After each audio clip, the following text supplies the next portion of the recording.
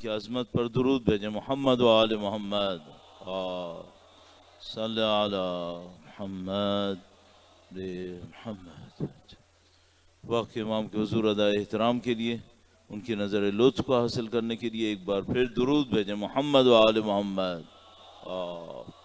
صلی علی محمد محمد وعجل فرجهم. فاتحہ. اللهم صل على فاتحة. بسم الله الرحمن الرحيم. الحمد لله رب العالمين الرحمن الرحيم مالك يوم الدين إياك نعبد وإياك نستعين اهدنا الصراط المستقيم صراط الذين أنعمت عليهم غير المغضوب عليهم ولا الضالين. بسم الله الرحمن الرحيم. قل هو الله أحد الله الصمد لم يلد ولم يولد ولم يكن له كفوا أحد. قل هو الله أحد الله الصمد لم يلد ولم يولد ولم يكن له كفوا أحد. قل هو الله أحد الله الصمد لم يلد ولم يولد ولم يكن له كفوا أحد. بار دیگر درود بھیجو محمد و آل محمد پر. اللهم صل على محمد و آل محمد وعجل فرجهم. أعوذ بالله من الشيطان الرجيم. بسم الله الرحمن الرحيم. الحمد لله رب العالمين والصلاة والسلام على سيد الأنبياء والمرسلين حبيب إله العالمين أبي القاسم محمد صلى على آل محمد وعجل فرجه وعلى آله الطيبين الطاهرين سيما بقية الله في الأراضين. قال الله تعالى في كتابه الكريم بسم الله الرحمن الرحيم. أم حسبت أن أصحاب الكهف والرقيم كانوا من آياتنا عجبا.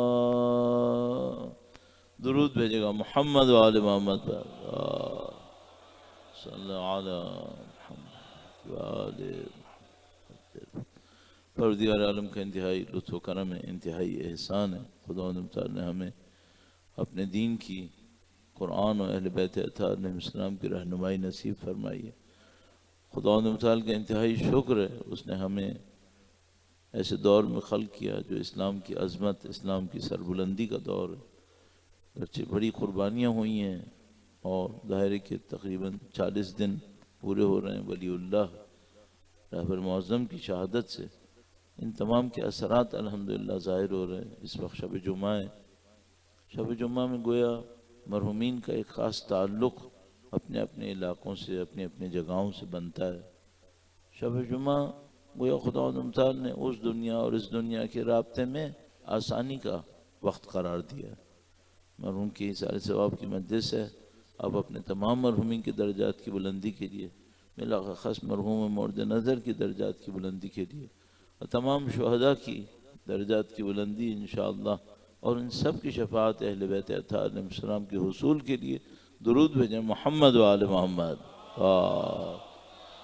صلی علی محمد آل محمد وعجل فرجهم. یہ کہ انسان اپنی زندگی میں کیا کرے کہ موت سے پہلے موت کی تیاری نصیب ہو جائے، یہ بہت بڑا معرکہ ہے کہ ہم سب کو معلوم ہے کہ ہماری زندگی میں بہت محدود وقت ہے، اور ہم سب کو یہ بھی معلوم ہے کہ ہم میں سے کسی کو نہیں معلوم کہ وقت کتنا ہے۔ یہ سب کو معلوم ہے کہ وقت محدود ہے، انلمیٹڈ نہیں ہے یہ، اور یہ بھی سب کو معلوم ہے کہ کسی کو نہیں معلوم وقت کتنا ہے۔ تو اگر ہمیں یہ دو حقیقتیں یقین کی حد میں پتہ چل جائیں تو پھر عقل کا تقاضا یہ ہے کہ ہم میں سے کوئی اپنا ایک منٹ بھی ضائع نہ کرے، عقل کا تقاضا یہ۔ تو بدقسمتی یہ ہے کہ ہم لوگ بہت ساری چیزوں کو مانتے ہیں، زبان سے بھی مانتے ہیں، عقل سے شاید دلیل بھی ہو ہمارے پاس، لیکن ان سب کے باوجود کوئی ایک مرحلہ ہے کہ وہ اعمال کے اندر ریفلیکٹ کیسے ہوتا ہے۔ تو بہت ساری چیزیں جو ہم اپنی زبان سے مانتے ہیں، بہت ساری چیزوں کے اوپر عقل سے دلیل بھی ہوتی ہے، کہیں کوئی اس کا مخالف ہمارے سامنے بیٹھا ہو تو ہم دفاع بھی کرتے ہیں، لیکن اس کے باوجود جب عمل کے اوپر بات آتی ہے تو کہیں پر کوئی کمی ہو جاتی ہے۔ میں مثال آپ کی خدمت میں عرض کرتا ہوں، درود بھیجے گا محمد و آل محمد پر، صلی علی وآل محمد وعجل فرجهم۔ ایک سادہ سی مثال ہے، اگر آپ دنیا میں کہیں پر بھی بیٹھے ہوں، چاہے آپ یہاں اس شہر میں ہوں، کسی اور شہر میں ہوں، کسی اور ملک میں ہوں، اگر آپ سے کوئی یہ پوچھے کہ دنیا میں ہدایت حاصل کرنے کے لیے سب سے اچھی کتاب کون سی ہے، بلا شک و شبہ آپ کہیں گے قرآن کریم۔ اچھا، اگر خدا نہ کرے نعوذ باللہ کوئی اس جواب میں تردد کرے، اس کو تھوڑا سا تبدیل کرنے کی کوشش کرے، تو آپ قرآن کریم کا دفاع کریں گے یا نہیں کریں گے؟ قطعاً کریں گے۔ تو کیا قرآن کریم کے کتاب ہدایت ہونے پر آپ کو یقین نہیں ہے؟ ہاں ہے۔ آپ اپنی زبان سے بھی کہہ رہے ہیں، آپ اس کا دعویٰ بھی کریں گے، اور اگر کوئی اس کے خلاف کوئی بات کہے حتیٰ امکان کی حد میں آپ اس کا مقابلہ کریں گے۔ خدا نہ کرے نعوذ باللہ تعالی، صد نعوذ باللہ، خاکم بے دہن کہتے ہیں کہ وہی خدا نہ کرے کوئی قرآن کریم کی شان میں گستاخی کرنے کی کوشش کرے، شاید آپ جان بھی قربان کر دیں۔ اور ہوا بھی ہے۔ سب سے پہلے جس ملک میں لوگوں نے اس ملعون سلمان رشدی کے خلاف مظاہرے کیے اور جانیں دیں وہ پاکستان تھا، حتیٰ ایران سے پہلے۔ تو یہ الحمدللہ رب العالمین ہم لوگوں کی زندگی کا حصہ ہے، ہمارا ایمان ہے، ہمارا عقیدہ ہے، اس کے اوپر ہم مشہور ہیں۔ لیکن اب اگر کوئی آ کر ہم سے یہ پوچھے، یہ جو 24 کروڑ لوگ ہیں، مثلا ان میں سے 22 کروڑ کا عقیدہ یہ ہے، ان میں 22 کروڑ میں سے ظاہر کچھ بچے ہوں گے، کچھ معذور ہوں گے، پھر بھی 15-16 کروڑ یقیناً ایسے ہوں گے جو ایکٹیو ہوں گے۔ ان میں کچھ میں پڑھنے کی طاقت نہیں ہوگی، کچھ میں پڑھنے کی طاقت ہوگی، کچھ بھی کر لوں 10-12 کروڑ سے کم بات نہیں بنے گی۔ یہ 10-12 کروڑ قرآن کریم کو روزانہ پڑھتے ہیں کیا؟ تقریباً جتنے یقین سے ہم نے پہلی بات کہی تھی اتنی ہی یقین سے ہم کہہ سکتے ہیں کہ نہیں پڑھتے۔ اچھا، تو ان 10-12 کروڑ میں جو پڑھنے کے قابل ہوں گے، جو بہت کم کر کے کہہ رہا ہوں، نہیں پڑھتے کتنے ہوں گے؟ اچھا، جو پڑھتے ہوں گے ان میں سے سمجھتے کتنے ہوں گے؟ بھئی ابھی مثال کے طور پہ کسی کی مجلس ترحیم ہو، ایصال ثواب کی مجلس ہو، مثلا قرآن خوانی کی جاتی ہے اور ختم قرآن کیا جاتا ہے، پتہ نہیں کتنے اس ملک کے اندر حفاظ ہوں گے جو قرآن کریم کو پڑھتے رہتے ہوں گے۔ تو جتنے بھی آبادی اس قابل ہے کہ وہ پڑھے، اور دعویدار تو سب ہیں، ان میں سے جو پڑھنے کے قابل ہو مثلا 12 کروڑ ہوں، تو ان میں سے پڑھتے کتنے ہوں گے؟ بہت اپنے لیے آپٹیمزم دکھاؤں، خوش بینی دکھاؤں، شاید 20%، 25%۔ ان 20-25% میں سے سمجھتے کتنے ہوں گے؟ شاید ان کا کوئی 20%۔ وہ جو سمجھتے ہوں گے ان کے سمجھنے میں گہرائی کتنوں کے پاس ہوگی؟ وہ جو سمجھتے ہوں گے کسی قرآن کی آیت کو اپنی زندگی میں لے آئیں وہ کتنے ہوں گے؟ باہر کو تو چھوڑ دوں، جو اس وقت چھت کے نیچے بیٹھے ہیں وہ کہاں ہوں گے؟ سادہ سی بات ہے۔ اچھا یہ مشکل کیوں پیش آ رہی ہے؟ بھئی کیا عقیدے میں مضبوط نہیں ہے؟ ابھی عرض ہوا کہ اگر دنیا میں کہیں خدا نہ کرے نعوذ باللہ تعالی قرآن کریم کی شان میں کسی نے گستاخی بھی کی کوشش کی، یہ جان دے دیں گے یہ لوگ، اور حق جان دیں گے، خدا اس جان دینے کو قبول فرمائے گا۔ لیکن اسی لمحے میں وہ فرشتے جو اس بندے کی جان کو لے کر عروج پہ جا رہے ہوں گے وہ شاید اس سے پوچھ لیں گے آخری دفعہ قرآن پڑھا کب تھا تم نے؟ عمل کرنا اور سمجھنا اور عمل کرنا کافی دور کی بات ہے، پڑھا کب تھا؟ اچھا میں اس سے کیا عرض کرنا چاہ رہا ہوں؟ میں عرض کرنا چاہ رہا ہوں پتہ نہیں کیوں ایسا ہوا ہے ہمارے عقیدے میں، یقین میں حتیٰ، ٹھیک ہے، اور عمل میں کوئی فاصلہ آ گیا ہے۔ اور میں جو دین کا طالب علم ہوں، میری ذمہ داریوں میں سے ایک ذمہ داری ہے اس فاصلے کو سمجھنے کی کوشش کروں۔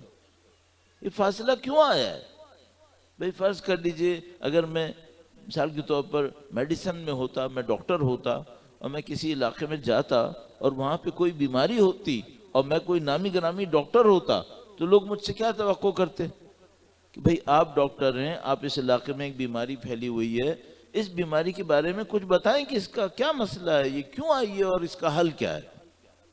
اب میں اپنے آپ کو دینی طالب علم دیکھ رہا ہوں، پوری دنیا میں جانے کی کوشش کر رہا ہوں، دیکھ رہا ہوں ایک مشکل پھیلی ہوئی ہے، جس عقیدے پر لوگ جان دے رہے ہیں اس عقیدے پر عمل پیرا نہیں ہو رہا ہے۔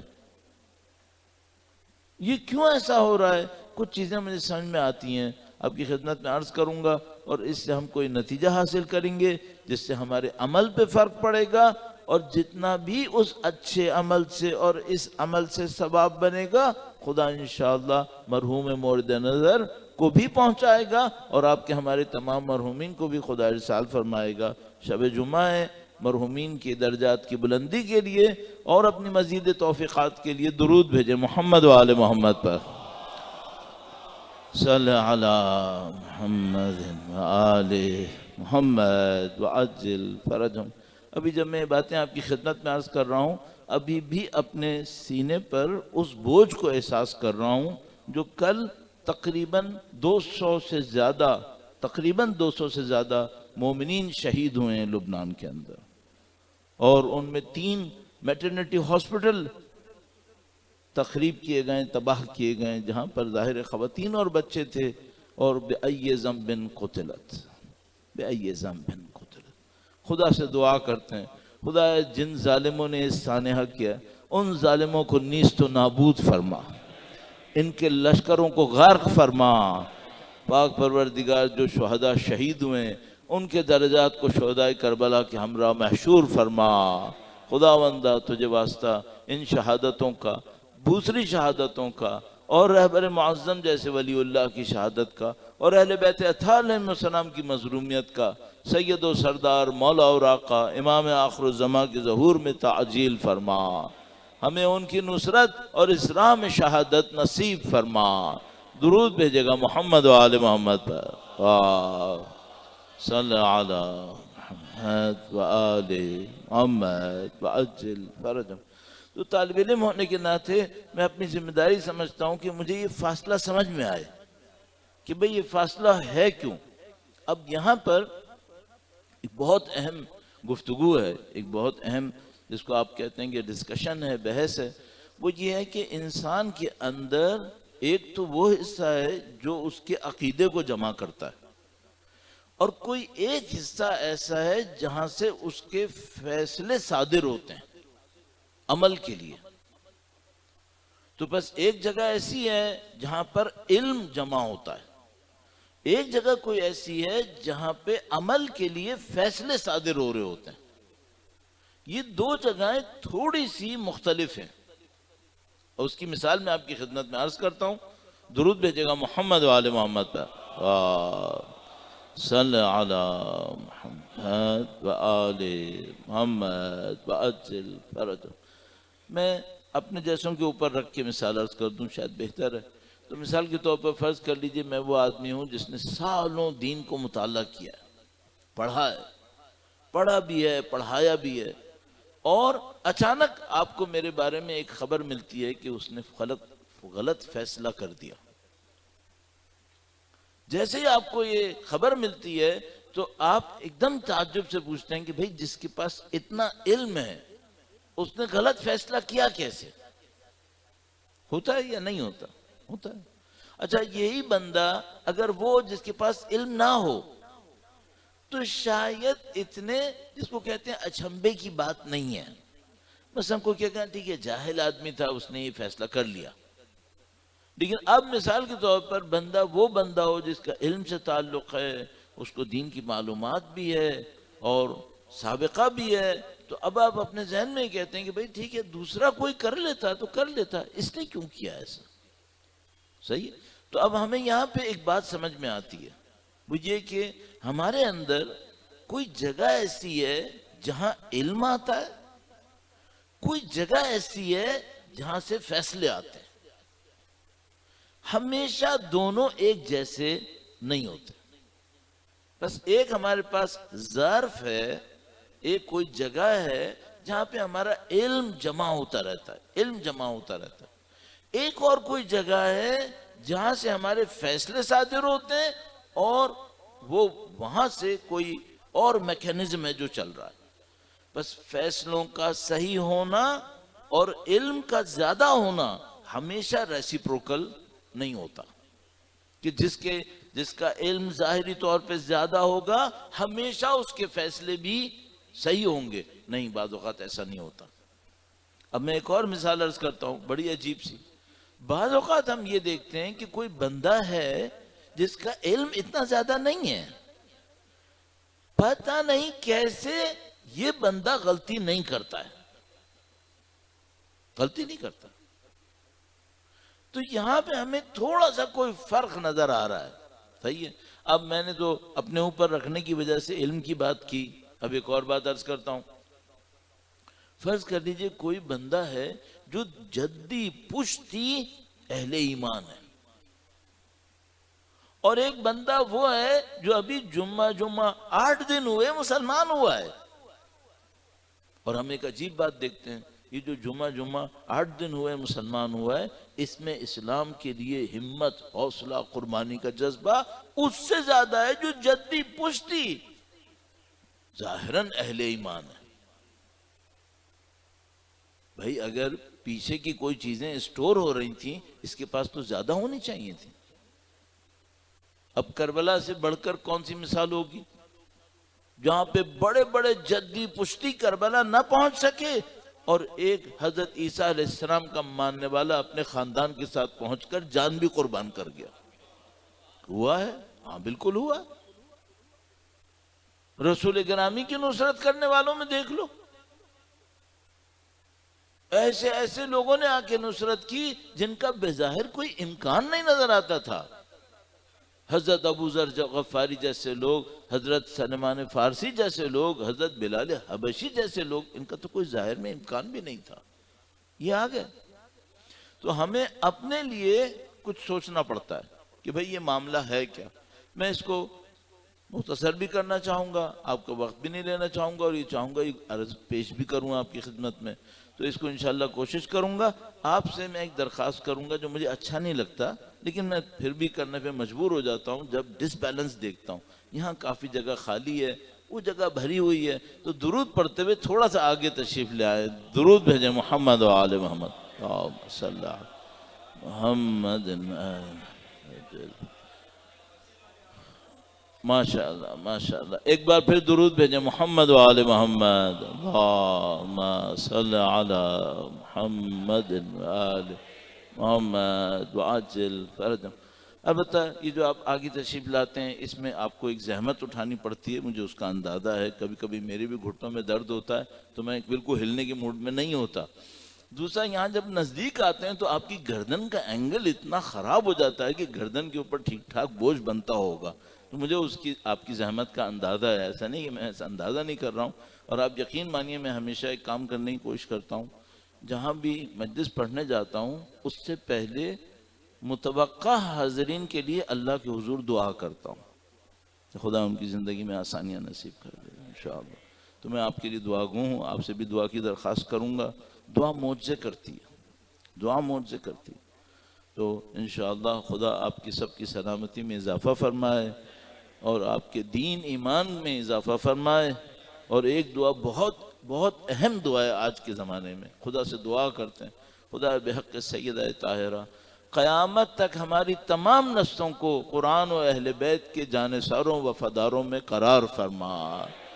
تمام دنیا میں اہل ایمان کی عزت و سربلندی کے لیے، لشکر اسلام کی فتح و نصرت اور اس کفر و نفاق کے لشکر کی بربادی کے لیے درود بھیجیں. محمد و آل محمد صلی علی محمد و آل محمد وعجل فرجهم. تو عزیزان محترم، اس مشکل کا حل یہ ہے کہ انسان کے اندر دو گویا حصے بنے ہوئے ہیں. یہ حصے فزیکل نہیں ہیں. ایک دفعہ ہوتا ہے ہم فزیکل کسی جگہ کی بات کر رہے ہوتے ہیں تو ہم پوچھتے ہیں بھائی اس میں کتنے دروازے کھل رہے ہیں، تو آپ گن کے بتا سکتے ہیں 1 2 3 4 اتنے دروازے کھل رہے ہیں مثلا. لیکن انسان کا جو اندرونی، انسان کی اندرونی حقیقت ہے وہ ایک روحانی حقیقت ہے. آپ اس کو نفس تعبیر کریں گے، آپ اس کو روح تعبیر کریں گے، ظاہر ہے وہ مادی حقیقت نہیں ہے. تو جس طرح یہاں پر آپ دروازوں کو گن کے بتا سکتے ہیں کہ یہاں اتنے دروازے ہیں، لیکن میں اگر آپ سے کہوں کہ آج کی مجلس کا ثواب کتنا ہے، اب یہ آپ گن کے نہیں بتا سکتے. صحیح ہے؟ تو آپ حتیٰ یہ بھی نہیں کر سکتے کہ جتنے لوگ یہاں پر موجود ہیں ان کے نمبرز کو لے کر ثواب طے کر لیں. نہیں، یہ بھی نہیں ہو سکتا. ممکن ہے یہاں کوئی ایک بیٹھا ہوتا ثواب زیادہ ہوتا، اور ممکن ہے جمع غفیر ہوتا اور ثواب کم ہوتا. سب ہو سکتا ہے. تو ہم روحانی حقیقت کی بات کر رہے ہیں. انسان کے اندر ایک روحانی حقیقت ہے. اصل فیصلے وہاں سے ہوتے ہیں. اس کو کیا کہتے ہیں؟ علماء اخلاق نے اور دوسرے علماء جو اس سے وابستہ ہیں، انہوں نے انسان کی اس حقیقت کا نام قرآن اور روایات کی روشنی میں اس کا نام رکھا ہے قلب. قلب. اچھا، اب ظاہر ہے کہ ہمارے پاس یہاں پہ مختلف سائنسز کے جاننے والے موجود ہیں، ان میں ڈاکٹر بھی ہوں گے. تو مثال کے طور پر ایک ہمارے پاس دل ہے جو یہاں سینے میں دھڑک رہا ہے، اور وہ اس کو میں کہتا ہوں پمپنگ اسٹیشن ہے، خون پمپ کر رہا ہے. قرآن کریم نے اس دل کا قرآن میں شاید ہی تذکرہ کیا ہو. نہیں کیا، شاید نہیں کیا. بس قرآن کریم نے ایک اصطلاح استعمال کی ہے صدر، اور اس کی جمع ہوتی ہے صدور. اس کا مطلب ہوتا ہے اردو میں سینہ. وہ بھی یہ سینہ نہیں ہے اور نہ یہ قلب ہے. پھر قرآن کریم نے قلب استعمال کیا ہے، اس کو ہم تعبیر کرتے ہیں اردو میں دل. وہ دل بھی یہ نہیں ہے. بس نہ قرآن کا صدر جمع صدور یہ سینہ ہے، اور نہ قرآن کریم کا قلب جمع قلوب یہ دل ہے. یہ نہیں ہے، یہ کچھ اور ہے. یہ کوئی غیر مادی حقیقت ہے، اور یہ مادی حقیقتیں ہیں. ٹھیک ہے؟ تو وہ جو غیر مادی حقیقت قلب ہے، وہ جگہ ہے جو فیصلے کر رہی ہے. یہ جو فیصلے کر رہی ہے، یہ کیوں بعض کے فیصلے بہت اچھے ہیں اور بعض کے فیصلے اچھے نہیں ہیں. اور علم سے بھی کوئی بہت گہرا تعلق نہیں بن رہا ہے. بعض اوقات بنتا ہے، بعض اوقات نہیں بنتا ہے. تو آپ کے پاس ایک قلب ہے، یہ قلب فیصلے کر رہا ہے، اور بعض اوقات علم سے متاثر ہو کر کرتا ہے، اور بعض اوقات اس بندے کا علم اس کے قلب کے اوپر اثر نہیں کر رہا ہے. صحیح ہے؟ وجہ کیا ہے؟ اب آپ کہیں گے بھئی یہ تو ہم نے علم کی گویا مذمت کر دی، کم اہمیت کر دیا. تو علم کے بھی کیا ہی معنی ہے؟ ایک علم کا وہ معنی ہے جو سیکھنے سکھانے پر ہے. آپ گئے، آپ کسی استاد کے پاس یا ٹیچر کے پاس بیٹھے، کسی کالج کی کلاس میں گئے، یونیورسٹی کی کلاس میں گئے، مدرسے کی کلاس میں گئے، وہاں ایک استاد ہے، وہاں پہ کلاس ہے، وہاں پہ کتاب ہے، انہوں نے کچھ سکھایا، میں نے سیکھ لیا، ایک معنی میں یہ علم ہے، علم ہے، ظاہر جہالت تو نہیں ہے، یہ علم ہے، بس ایک علم یہ علم ہے جو سیکھنے سکھانے پر ہے، اس کا قلب سے کوئی تعلق نہیں ہے، اس کا قلب سے کوئی تعلق نہیں، بس جو علم بڑھتا ہے اور فیصلے صحیح نہیں ہوتے وہ علم ہوتا ہے جو سیکھنے سکھانے پہ ہوتا ہے، کتاب پہ ہوتا ہے، مختلف چیزوں پہ ہوتا ہے، لیکن ایک اور علم ہے اس کا تعلق قلب سے ہے، وہ فیصلے صحیح کرواتا ہے۔ بس اب ہمارے پاس دو علم ہو گئے، ایک وہ علم ہے جو سیکھنے سکھانے کا ہے، یہ جو میں یہاں پہ عرض کر رہا ہوں آپ کی خدمت میں، ممکن ہے کوئی بات کہوں آپ سیکھیں، یہ ایک علم ہے، ایک اور علم ہے اس کا تعلق سیکھنے سکھانے سے نہیں ہے، اس کا تعلق علم سے ہے۔ اب آپ کے سامنے مجھے دو کام کرنے، ایک تو یہ کہ پہلے وہ علم بتا دوں کہ جو سیکھنے سکھانے سے نہیں ہے، جس کا تعلق قلب سے، وہ علم کیا ہے، پھر قلب کا فنکشن تھوڑا سا عرض کر دوں کہ بھئی یہ کیوں بعض اوقات صحیح فیصلے کر رہا ہوتا ہے جبکہ اس کے پاس ظاہری علم کم ہوتا ہے۔ بس پہلے اس علم کو دیکھ لیتے ہیں جو سیکھنے سکھانے سے نہیں ہے۔ اب آپ یہاں پہ کچھ لوگ بیٹھے ہوں جو مدرسے کے پڑھے ہوئے ہوں، یونیورسٹی کے پڑھے ہوئے ہوں، حوزات علمیہ قم یا نجف کے پڑھے ہوئے ہوں، اور کچھ نہ ہوں۔ اب جو علم ہم عرض کرنے والے ہیں، اور ظاہر ہے یہ روایت کی روشنی میں روایت ہی عرض کریں گے، اس کا کوئی تعلق اس سے نہیں ہے کہ آپ نے کہاں سے پڑھا ہے، یہ معاملہ کچھ اور ہے، اور یہ معاملہ ہمارے چھٹے امام امام جعفر صادق علیہ السلام، اللہم صلی علی محمد وآل محمد وعجل فرج، مولا نے بیان کیا ہے، مستند روایت ہے، اس روایت کو علماء اخلاق اپنے علم کی الف بے کے طور پہ استعمال کرتے ہیں۔ اس روایت کا نام عنوان بصری ہے، روایت مستند ہے، علماء اخلاق اس کے اوپر کتابیں لکھتے ہیں، اور ابھی جدیداً بھی جو قم کے ایک علماء میں سے ایک عالم نے اس کے اوپر تشریح لکھی، اس کو کسی نے اردو ترجمہ بھی کر دیا، حدیث عنوان بصری کی تشریح۔ اس حدیث میں امام نے یہ ارشاد فرمایا، امام نے فرمایا، جو میں نے لب لباب ابھی آپ کی خدمت میں عرض کیا وہ اس حدیث سے تھا، امام نے فرمایا ان سے جو ان سے ملنے آئے تھے، جن کا نام عنوان ہے اور وہ بصرہ کے ہیں، لہذا ان کو عنوان بصری کہتے ہیں، ان سے یہ کہا لیس العلم بالتعلیم والتعلم، اے فلانی، علم کا تعلق سیکھنے سکھانے سے نہیں ہے۔ اب یہ ایک اور علم ہو گئی بات، ٹھیک ہے، بس ایک وہ علم ہے جس کا سیکھنے سکھانے سے تعلق ہے، اور امام یہ دوسرے علم کی بات کر رہے ہیں، فرمائے لیس العلم بالتعلیم والتعلم، ایک ایسا علم ہوتا ہے جس کا تعلق اس سے نہیں ہوتا کہ کس نے سکھایا کس نے سیکھا، اس سے نہیں ہے، بل ہوا نور، بلکہ یہ علم وہ نور ہوتا ہے، یغذفہ اللہ علی قلب من یشاء، جو اللہ جس کے قلب پہ چاہتا ہے نازل کر دیتا ہے۔ درود بھیجے گا محمد وآل محمد، صلی علی محمد وآل محمد وعجل فرج۔ میں نے آپ کی خدمت میں جو عربی پڑھی اور جو اس کا ترجمہ کیا، شاید آپ میں سے کچھ لوگ عربی نہ جانتے ہوں، گارنٹی سے آپ کو بتا رہا ہوں محاورتی ترجمہ نہیں کیا ہے، لفظ بے لفظ کیا ہے، کوئی میں نے محاورہ استعمال نہیں کیا، لفظ بے لفظ ترجمہ کیا ہے۔ لیس العلم بالتعلیم والتعلم بل ہوا نور، بلکہ وہ نور ہے جو اللہ جس کے قلب پر چاہتا ہے نازل کرتا ہے۔ اب اس روایت کی روشنی میں ہمیں علم کی ایک اور کیٹیگری پتہ چلی ہے، علم کی کیٹیگری بھی پتہ چلی ہے اور اس کے نازل ہونے کی جگہ بھی پتہ چلی ہے، صحیح ہے۔ اب میں نے کتاب میں یہ کتاب پڑھی ہے، میں اس کلاس میں گیا ہوں، میں انجینئر ہوں، میری یہ سرٹیفیکیشن ہے، میں نے یہ کیا وہ کیا، یہاں معاملہ ختم ہو گیا، کیونکہ یہ تو آپ نے سیکھا سکھایا تھا۔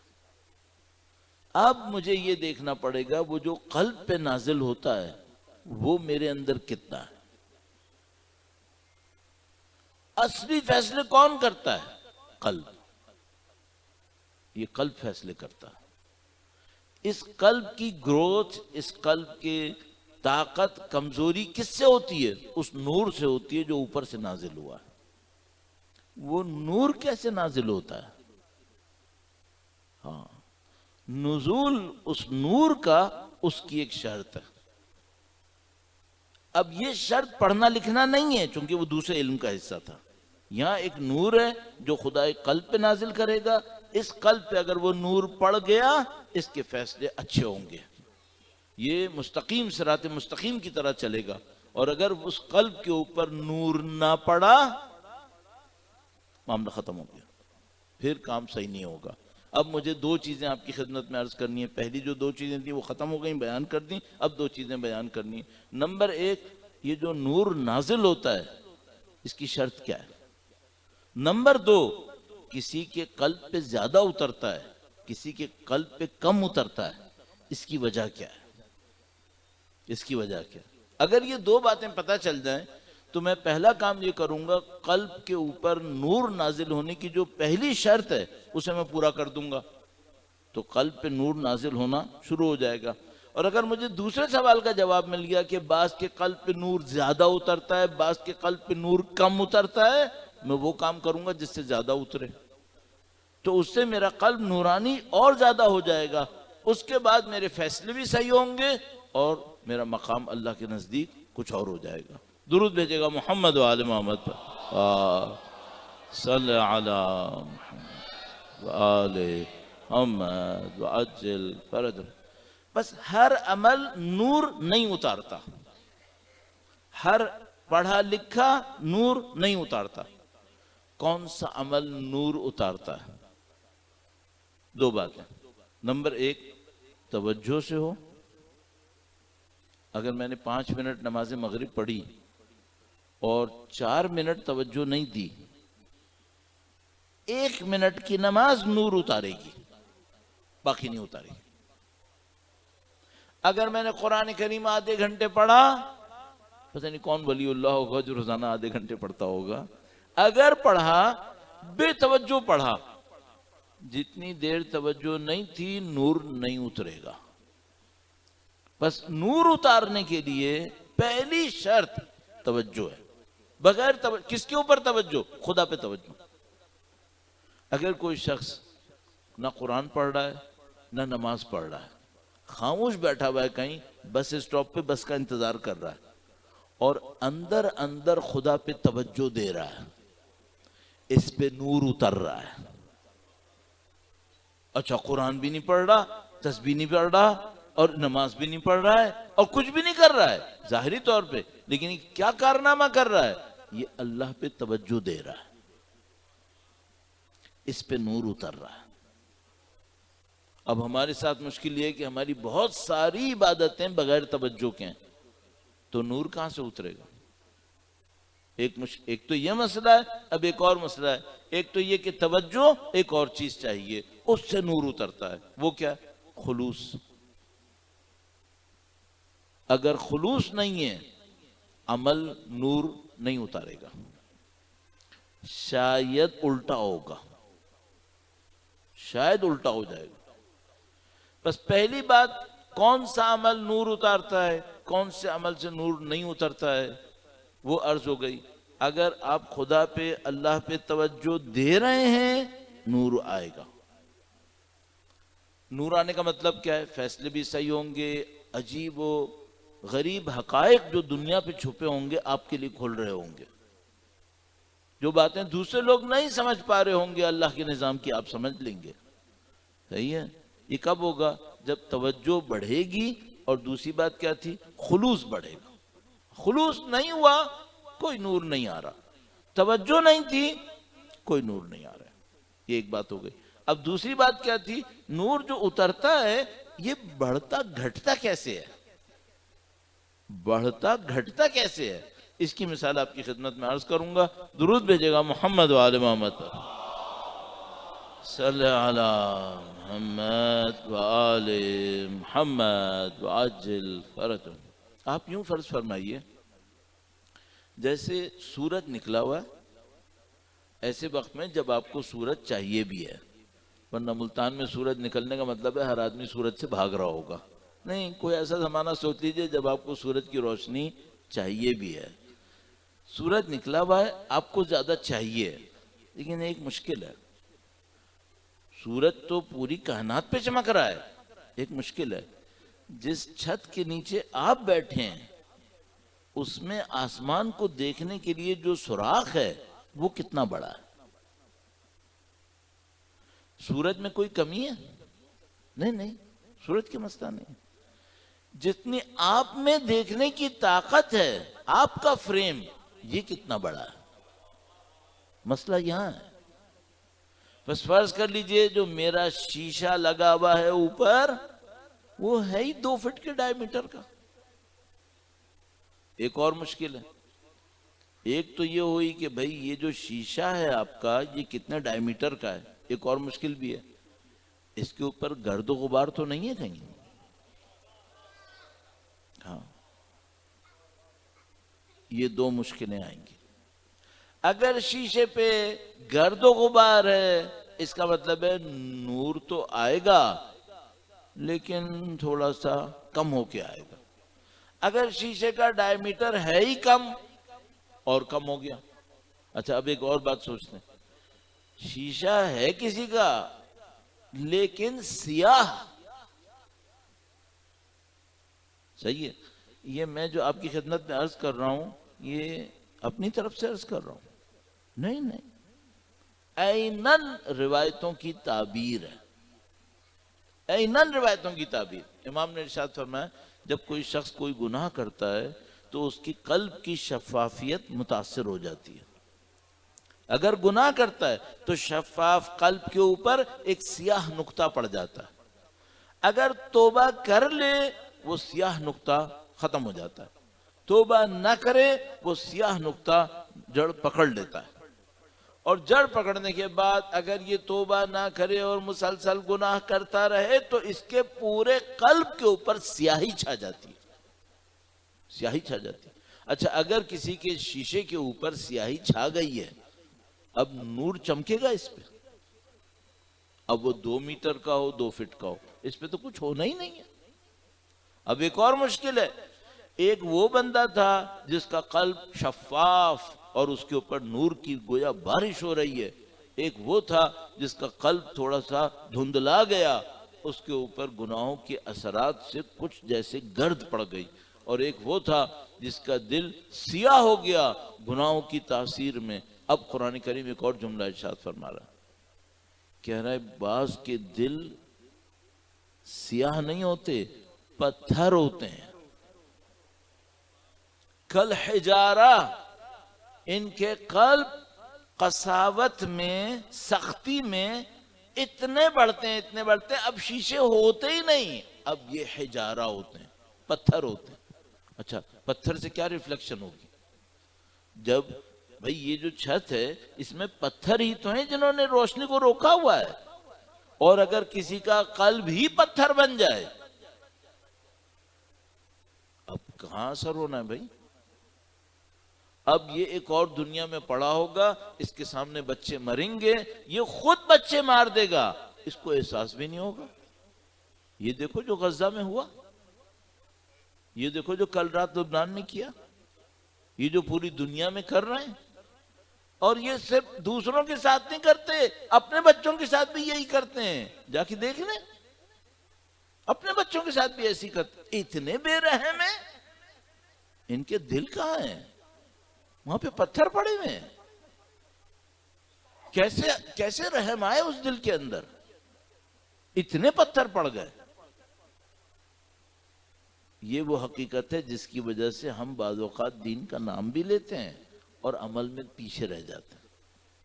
اچھا، اب اتنی بات ہو گئی، چند منٹس میں پھر یہ بات بھی عرض کر دوں. اب اگر کوئی چاہتا ہے صحیح ہو تو کیسے ہو؟ صحیح کرنے کا بھی تو کوئی راستہ ہوگا یقیناً. درود بھیجے گا محمد و آل محمد پر. صلی علی محمد و آل محمد و عجل فرج. میں وقت کی چونکہ بہت کمی ہے، ہم نے ابھی اس کے بعد کہیں جانا ہے، تو بہت تیزی میں 3 پوائنٹس عرض کروں گا. ہم جہاں کہیں جاتے ہیں اور کوئی بات عرض کرتے ہیں، وہاں پہ اگر 20% لوگ اس پہ عمل کر دیں تو ہم یہ کہتے ہیں کہ یہ تو شاہکار ہو گیا. 20% لوگوں نے اگر عمل کر دیا یہ تو معاملہ ہی کچھ اور ہو گیا. صحیح ہے. اچھا، بہت ساری جگہوں پہ جائیں گے، باتیں کریں گے، لوگ سن بھی لیں گے، عمل نہیں کریں گے. یہ اس 20% میں نہیں آ رہا ہے. مثلا رزلٹ کتنا رہا؟ 10%، 5%. صرف ایک مسئلہ ہے، کیا خدا یہ نہیں پوچھے گا تمہیں پتہ چل گیا تھا تو عمل کیوں نہیں کیا تھا؟ یہ بات ہے نا. خداوند متعال اہل کتاب سے کہتا ہے تمہیں تو پتہ ہے کہ یہ کتاب اللہ کی طرف سے نازل ہوئی ہے، کیوں نہیں مانتے؟ وَجَاهَدُوا بِهَا وَاسْتَيْقَنَتْهَا أَنفُسُهُمْ ظُلْمًا وَعُلُوًّا.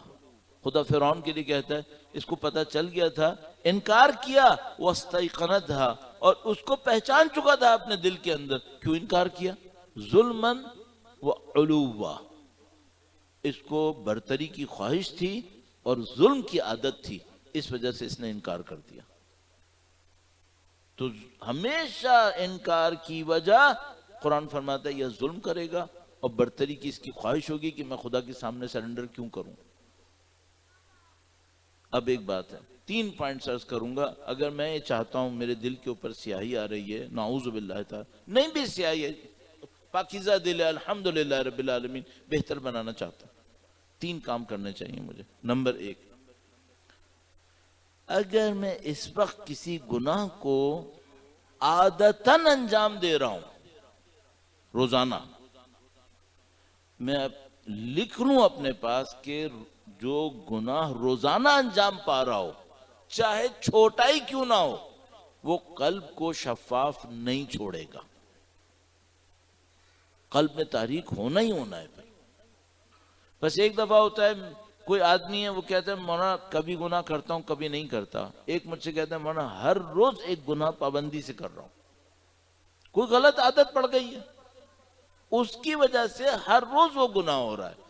تو میں اس کی خدمت میں سب سے پہلے عرض کروں گا، دیکھو جس گناہ کا تمہیں نہ پتا ہو اور گناہ ہو جائے، خدا معاف کر دے گا. جس گناہ کو میں نے ایک آدھ دفعہ غلطی سے کر لیا، خدا معاف کر دے گا. لیکن اگر ایک گناہ پابندی سے روزانہ جانتے بوجھتے کر رہا ہوں، اب کیا توقع رکھوں؟ سب سے پہلا کام انسان یہ کر لے، اگر اس کو پتا ہو میری زندگی میں ایک گناہ ہے جو میں ہر روز کر رہا ہوں، جب موقع آتا ہے کرتا ہوں، سب سے پہلے تو اس سے جان چھڑائے. جب تک یہ کوئی روٹین میں گناہ چل رہا ہے، یہ پھر ترقی کے دروازے بند رکھے گا. یہ آدمی ترقی نہیں کرے گا، بلکہ الٹا ایک اور کام ہوگا، شاید یہ کبھی اصلاح کو سنے گا بھی نہیں. پھر اگر یہ زیادہ چل گیا، بس اگر روزانہ کی زندگی میں کوئی ایک گناہ آیا ہوا ہے پریکٹس میں، سب سے پہلے تو اسے نکالو. اس کے بعد بات شروع ہوگی. اس کے بعد اب 3 کام. نمبر 1، حتی الامکان کوشش کر لیں زندگی میں روزانہ 70 مرتبہ پرانے گناہوں کو سوچ کے استغفار کر لیں، اور یہ سوچ کر کہ مجھے خدا اپنا قلب صاف کرنا ہے. کیوں؟ وہ جو گناہوں کا اثر تھا روایت کے مطابق کہاں پہ تھا؟ قلب پہ تھا. جب میں 70 مرتبہ روزانہ استغفار کروں گا پرانے گناہوں کو سوچ کر، امید قوی یہ ہے کہ یہ دل پتھر ہوا یا نعوذ باللہ سیاہ ہوا یا گرد و غبار ہوا، یہ استغفار اس قلب کو صاف کر لے گا. بس پہلا ایلیمنٹ جو قلب کو شفاف کر سکتا ہے وہ استغفار ہے. اور استغفار کی جو کم سے کم مقدار بیان کرتے ہیں وہ 70 مرتبہ. روٹین میں اس کو بنا لے، روزانہ استغفر اللہ ربی واتوب الیہ، پرانے گناہوں کو سوچ کے 70 مرتبہ کرے. آئیڈیل ٹائم کون سا ہے؟ کوئی کسی بھی وقت بھی کرے. آئیڈیل ٹائم کیا ہے؟ آئیڈیل ٹائم ہے اذان فجر سے چند منٹ پہلے. اس کو کہتے ہیں سحر. یہ قرآن کریم نے فرمایا یستغفرون بالاسحار. اہل بیت نے نمبر بھی دیا، وقت بھی بتا دیا، کہا اگر کوئی شخص اذان فجر سے چند منٹ پہلے اٹھ کے 70 مرتبہ استغفار کر لے پرانے گناہوں کو یاد کر کے، خدا اس کے قلب کو شفافیت نصیب کر دے گا. خدا انشاءاللہ مجھے اور آپ سب کو توفیق نصیب فرمائے. درود بھیجیں محمد و آل محمد. صلی علی محمد و آل محمد وعجل فرجہ. بہت سارے لوگوں کا یہ سن کے حوصلہ کم ہو گیا کہ فجر سے پہلے اٹھنا پڑے گا. اتنے بے حوصلہ مت بنو. اگر اس وقت کی لذت کو چکھنے کے قابل ہو گئے تو آپ چھوڑو گے بھی نہیں. پھر اگر چکھنے کے قابل ہو گئے ہم اور آپ تو پھر ہم اس وقت کو چھوڑیں گے بھی نہیں. پھر صحیح نہیں ہوا کوئی بات نہیں. اللہ رحیم ہے، کریم ہے، غفور ہے. کسی بھی وقت میں کر لو 70 مرتبہ. ایک بات ہو گئی. دوسری بات، جتنا آپ کو لگے مجھے اپنے دل کو چمکانا ہے، شفاف کرنا ہے، اتنا زیادہ قرآن کریم پڑھ لو.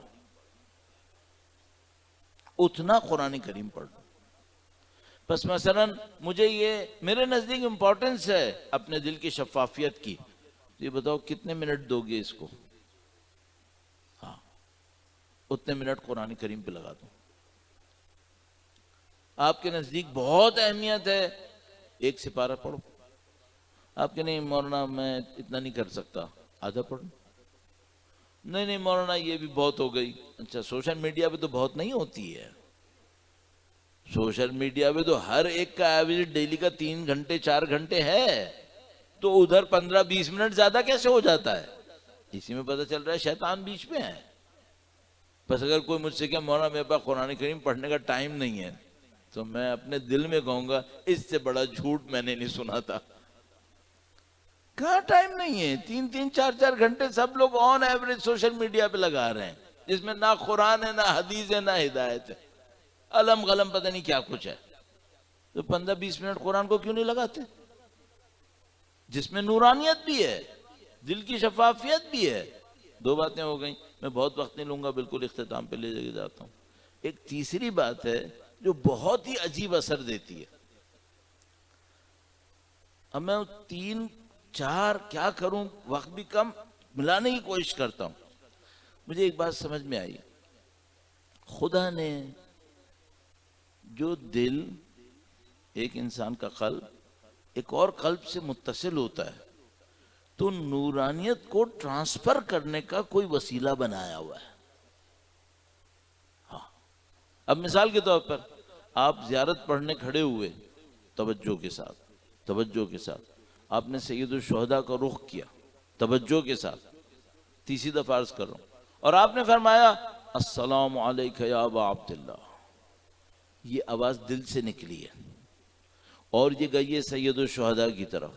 آپ یہ سمجھ لو آپ کا وائر وہاں پہ کنیکٹ ہو گیا ہے اور وہاں سے نورانیت یہاں آ رہی ہے. پس روزانہ سید الشہداء کی ایک زیارت پڑھ لے سوچ سمجھ کے، سید الشہداء سے رابطہ بنا کے، تو اس کو کیا مل گیا؟ اس کو سمجھنے نور کی سب سے بڑی سورس کنیکٹ ہو گئی. یہ کنیکشن میں آ گیا. اللہم صلی علی محمد وآل محمد وعجل فرجہ. یہ 3 سورسز، استغفار، قرآن کریم، سید الشہداء سے محبت، جو روزانہ کی بنیاد پر رابطہ دے. ایک آخری شارٹ کٹ بھی ہے. وہ کیا ہے؟ جلدی جلدی کہنا ہے. بعض اوقات جلدی کہنے میں بات ضائع بھی ہو جاتی ہے، لیکن کوئی فائدہ نہیں ہے، نہ بولنے سے بہتر ہے. وہ کیا ہے؟ آپ کسی پریشان دل کو سکون دینے میں کامیاب ہو گئے. بس یہ سمجھ لیں یہ آپ کو ایکسٹرا بوسٹر مل گیا. کوئی پریشان دل تھا، میں نہیں کہہ رہا پیسہ دیا ہے، نہیں، کچھ بھی دیا، کچھ بھی کیا. کوئی پریشان دل تھا، آپ نے کوئی ایسا کام کیا اللہ کی خاطر، بغیر دکھاوے، بغیر ریاکاری کے، کوئی ایسا کام کیا، اس پریشان دل کو سکون مل گیا. اب میں کہوں گا اگر میرے اندر پتھر بھی ہوگا نا تو خدا اس میں بھی چشمہ جاری کر دے گا. پتھر بھی ہوگا خدا چشمہ جاری کر دے گا. کیوں؟ خدا دل کو سکون دینے والے کو اپنا سکون نازل فرما دیتا ہے، اپنا نزول. تو یہ شارٹ کٹ میں نے آپ کی خدمت میں عرض کر دیا.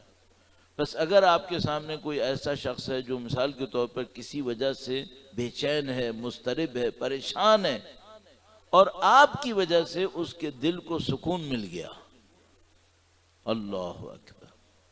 اب اس خاطر بعض اوقات لوگ یتیموں کے اوپر کام کرتے ہیں کہ بھئی یتیم بچہ کوئی ہو، پریشان حال ہو، آپ نے جا کے سر پہ ایک ہاتھ پھیر دیا. نبی نے روایت فرمایا کوئی یتیم کے سر پہ ہاتھ پھیرے تسلی کے لیے تو اس ہاتھ کے نیچے جتنے بال ہیں خدا اتنے ثواب دے گا. اللہ اکبر. تو کسی کے آپ پریشانی میں اس کے کام آ گئے، اب خدا متعال آپ کے اور میرے دل کی پاکیزگی کے لیے راستے فراہم کر دے گا. اس کی بہت مثالیں ہیں. میں نے بہت تیزی سے یہ بات عرض کی، اس کو میں تشریح کرتا تو شاید بہتر ہوتا، لیکن اب موقع محل نہیں ہے اس کا. یہ 3-4 پوائنٹ اگر کوئی یہاں پہ جوان بیٹھا ہو، اور عمر کا جوان نہیں، ہمت کا جوان، چاہے عمر کا ضعیف ہی ہو، اگر کوئی جوان بیٹھا ہو اور یہ کہ میں ان 4 پہ عمل کروں گا، صحیح، میں گارنٹی سے عرض کر رہا ہوں، یہاں بیٹھ کر گارنٹی سے عرض کر رہا ہوں، وہ اپنے دل کی نورانیت کو خود بھی احساس کرے گا، خود بھی احساس کرے گا یہاں کچھ ہو رہا ہے. صرف یہ کہ ریاکاری نہ کرے، غرور نہ کرے، لوگوں کے سامنے باتیں نہ کرے زیادہ، تو خدا سنبھالے گا اور خدا کہیں پہنچا دے گا. یہ سب عرض کیا، اور اس میں تیسرا پوائنٹ تھا سید الشہداء سے تعلق. صحیح ہے. اب میں صبح کو کھڑا ہوں، فرض کر لیجئے میرا دن شروع ہو رہا ہے، اور میں نے طے کیا ہوا ہے کہ اپنا ہر دن شروع کروں گا سید الشہداء سے. اب میں ایک بات آپ سے پوچھتا ہوں، فرض کریں آپ طاقتور ہیں زمین پہ، آپ زمین پہ طاقتور ہیں، میں کمزور آدمی ہوں، آپ کو میرا لباس اچھا نہیں لگتا، فرض کر لیتے، آپ کو میری زبان اچھی نہیں لگتی، ایسا آپ کو میرا چہرہ بھی اچھا نہیں لگتا. آپ طاقتور ہیں، میں کمزور ہوں، نہ آپ کو میرا لباس اچھا لگتا ہے، نہ آپ کو میرا چہرہ اچھا لگتا ہے، نہ آپ کو میری زبان اچھی لگتی ہے. لیکن میں ایک کام کر رہا ہوں، میں ہر روز آپ کے گھر کے سامنے کھڑے ہو کر آپ کو سلام کرتا ہوں اور آپ سے کہتا ہوں میرا یہ کام کر دو. آپ کریں گے یا نہیں کریں گے؟ بھائی ایک دن آپ کہیں گے مجھے تمہاری شکل اچھی نہیں لگتی، چلو میں واپس چلا گیا، میں دوبارہ آ گیا، میں کہا بھائی نہیں لگتی نا، کوئی بات نہیں، میں تو کام کروانے آیا ہوں، میرا یہ کام کر دو. عاجزی سے کہہ رہا ہوں، گڑ گڑا کے کہہ رہا ہوں. کب تک نہیں کریں گے؟ 1 دن، 2 دن، 3 دن، 4 دن، کبھی تو کریں گے. اب میں اپنے آپ سے ایک بات کہوں گا، میں کہوں گا میں مولا کا غلام ہوں، مولا میں گناہ گار ہوں، مجھے معلوم، میرا قلب تاریک ہوگا، مجھے معلوم، میری روحانی شکل اچھی نہیں ہوگی، مجھے معلوم، لیکن میرے مولا آپ بتائیں میں آپ کے در پہ نہ جاؤں تو کہاں جاؤں؟ آپ کے جد امجد نے ہمیں سکھایا تھا، ان الحسین مصباح الہدیٰ سفینۃ النجات. میرے مولا میں تو آپ کے در پہ آؤں گا، اب میرا شکل اچھی نہ ہو، میرا لہجہ اچھا نہ ہو، میرا لباس اچھا نہ ہو، مولا آپ کریم ہو، میں حقیر ہوں، میرے اندر اپنے آپ کو بدلنے کی طاقت نہیں ہے، ساری طاقتیں آپ کے پاس ہیں. آپ مصائب پڑھتے وقت سید الشہداء سے التجا کر دیں کہ میرے مولا میرے دل کو روحانیت دے دیں، معنویت دے دیں، شفافیت دے دیں. یقیناً 1 نہیں، 2 نہیں، 4 نہیں، کبھی تو سید الشہداء نصیب فرمائیں گے. اور یہ در بہت کریم ہے، یہ بہت کریم ہے. میں نے جو کہا 2 دفعہ نہیں، 3 دفعہ نہیں، یہ نہیں ہوتا ہے، سید الشہداء فوراً دیتے ہیں. سید الشہداء کریم ہے. شب جمعہ ہے عزیزان محترم، اس وقت نہیں معلوم کتنے لوگوں کی ارواح کربلا کے میدان میں پہنچی ہوئی ہوں گی، اور یہ بڑی قسمت کی بات ہوتی ہے کہ ارواح کو برزخ کی زندگی میں سید الشہداء کے نزدیک آنے کا موقع دے دیا جاتا ہے. یہ بڑی عظمت کی بات ہوتی ہے. اب میں اور آپ تو یہاں بیٹھے ہوئے ہیں، ہماری جیسے جسم بھی یہاں پر ہیں، تو ہم کیا کریں کہ ہم کربلا میں داخل ہونے کے قابل بن جائیں؟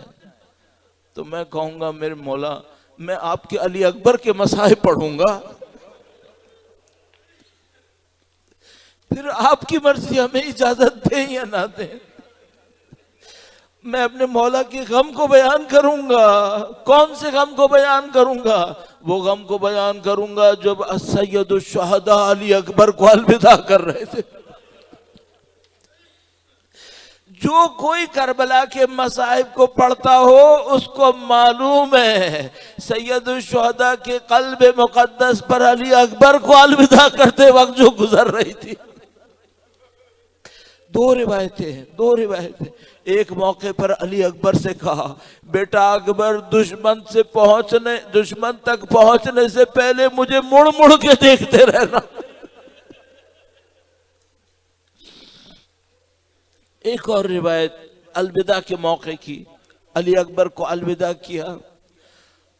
علی اکبر نے الوداع کر دیا. بیان کرتے ہیں کہتے ہیں علی اکبر نے الوداع کیا, دیکھا بوڑھا باپ پیچھے چلتا ہوا آ رہا ہے.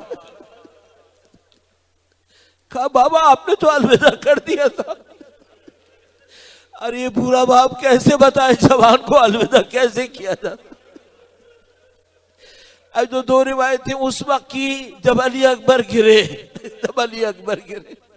جب علی اکبر زمین کے کربلا پر آئے, میں مختصر کر رہا ہوں, زمین کربلا پر آئے, گویا بابا خود ندا دی, کہا بابا میرا آخری سلام ہو. راوی کہتا ہے حسین لب کے دشمن کی طرف, لیکن ایک عجیب بات ہوئی. فرمایا علی اکبر آواز دیتے رہو تمہارے باپ کو دکھائی نہیں دے رہا.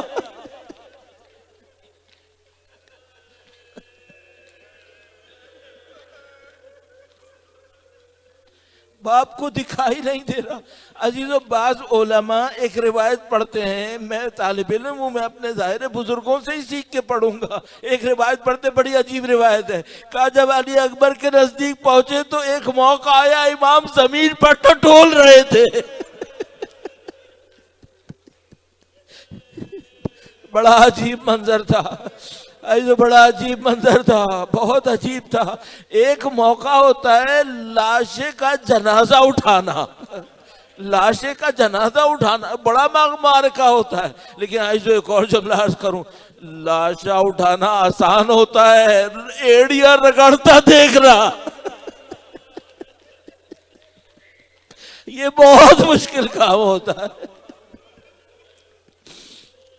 بس ایک موقع آیا, سید الشہداء علی اکبر کے سامنے پہنچ گئے. اب کچھ نہیں کہوں, بس امام کا ایک قول بیان کر دوں, بس ایک قول بیان کروں گا, ایک منظر اور عرض کروں گا. انشاءاللہ خداوند متعال قبول فرمائے گا. ہمارے تمام مرحومین اور ہماری ارواح کو کربلا میں داخل ہونے کا اجازت مل جائے گی انشاءاللہ. ایک موقع آیا, سید الشہداء علی اکبر کے سامنے پہنچے. گویا علی اکبر نے جان دے دی تھی. جب علی اکبر نے جان دی تو سید الشہداء نے فرمایا وَعَلَى الدُّنْيَا بَعْدَكَ لَفَا, اکبر تیرے بعد اس دنیا پر خاک ہو. بڑا عجیب لمحہ تھا عزیزو, یہ بڑا عجیب لمحہ ہوتا ہے. بس ایک آخری جملہ عرض کروں گا. آپ ماشاءاللہ اہل بصیرت ہیں, اہل ایمان ہیں, اور آپ میں سے کچھ کی بہنیں بھی ہوں گی. بہنوں کی محبت بھائیوں سے کچھ اور ہوتی ہے. آپ جانتے ہیں جن کی بہنیں, ان کو پتا ہوگا. ایسا بڑا عجیب لمحہ تھا. سید الشہداء علی اکبر کے لاشے پہ کھڑے تھے. بی بی زینب کبریٰ گویا خیمے سے دیکھ رہی تھی, میرا بھائی اپنے بیٹے کے لاشے پر کھڑا ہوا ہے. بی بی زینب محافظہ امامت ہے, ان کو پتا ہے مجھے اپنے امام کو بچانے کے لیے کب داخل ہونا ہے. ادھر سے مولا علی اکبر نے کہا تھا بہن جب تک میں شہید نہ ہوں تم میدان میں مت آنا. تو گویا بی بی تشریف لاتی ہیں خیمے کے دروازے تک اور کہتی ہے اے بھیا میں آؤں لاشا اٹھانے,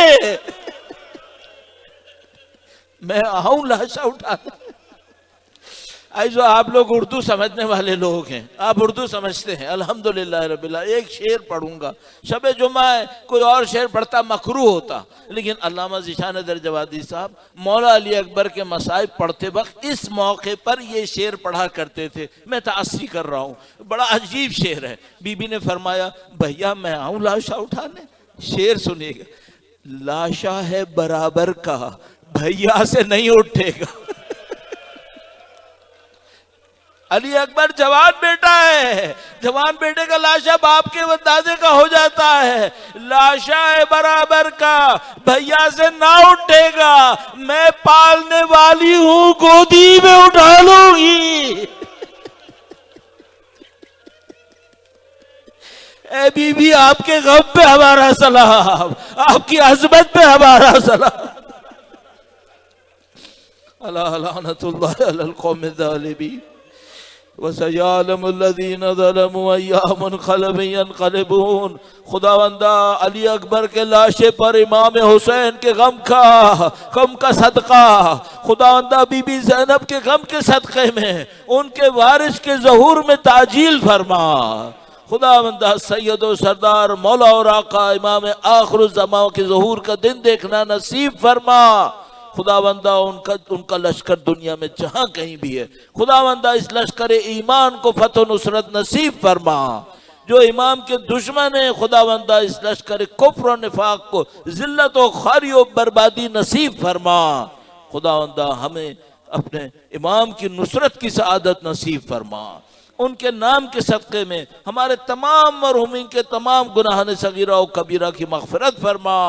خداوندہ آخری دعا کرتے ہیں، خداوندہ ہماری موت شہادت کی موت قرار فرما۔ ربنا تقبل منا انک انت السمیع العلیم وتب علینا انک انت التواب الرحیم بجاہ نبیک وعترتہ الطاہرین۔ تمام دعاؤں کی قبولیت کے لیے، گناہوں کی مغفرت کے لیے اور قلب کی نورانیت کے لیے درود بھیجیں محمد و آل محمد۔